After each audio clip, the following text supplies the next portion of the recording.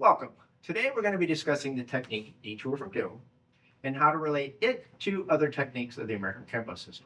So keep in mind two things. First, that this is not a comprehensive list.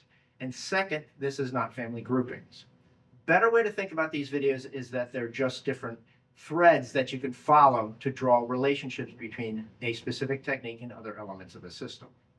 So let's start out with Detour from Doom and a concept that's a good example given in this technique, which is defense and offense simultaneously with one another. Another way to think about this would be blocking and striking at the same time. So let's lay out how it's being done in Detour from Doom. That way we can draw our steps from there in our relationships. So the way it's being done in Detour from Doom is twofold. The defense.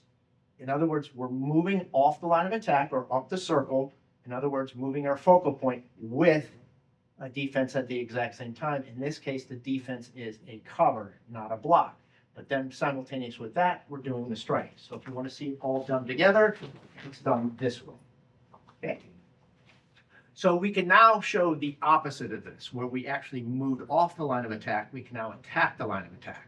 And that would bring in something like a calming the storm or securing the storm. And another way to think about this is that if you notice what we did in Detour from Doom, we did it low, and now we're doing it high, which brings us in another opposite.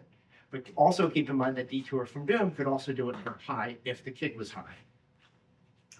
So now that we showed you both ends of the spectrum, let's show you something in between the two. Something like a triggered salute, where they're actually starting to make contact with us because we were caught unaware, but now we're doing the defense now through a pinning motion as we do the strike at the exact same time.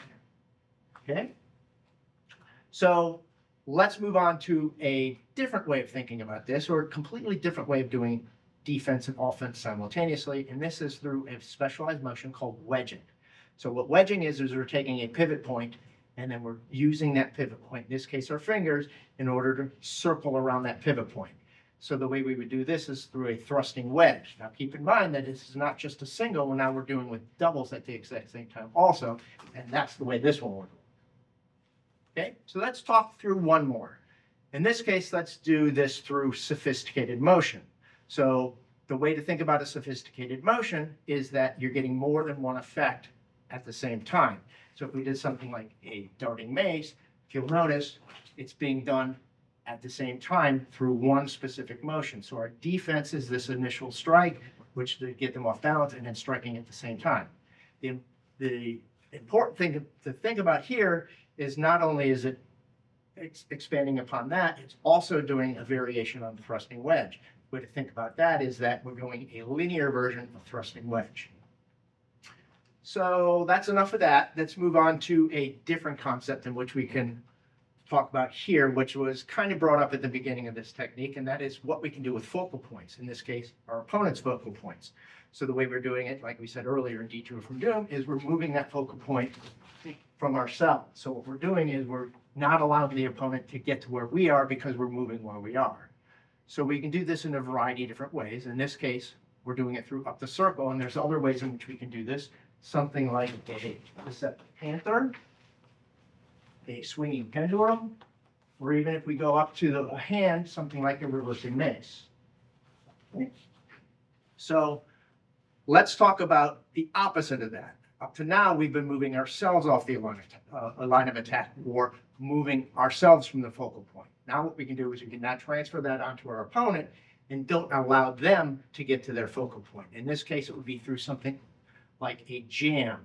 And the way you can think about here is calming the storm or securing the storm, similar to what we did earlier, but now through the concept of jamming. We can then do that through a vertical version of that, which is bringing something like obstructing the storm. Or we can then take it back to the leg, similar to what we're doing in Detour from Doom, and that would bring in something like a reversing circles. Yep. So to talk about what we just did here, we related Detour from Doom to different elements through what we can do with a focal point, either getting out of the way or jamming it, or defense and offense simultaneously with one another. Hope this video helps you understand the American Kenpo system just a little bit better. Thank you very much.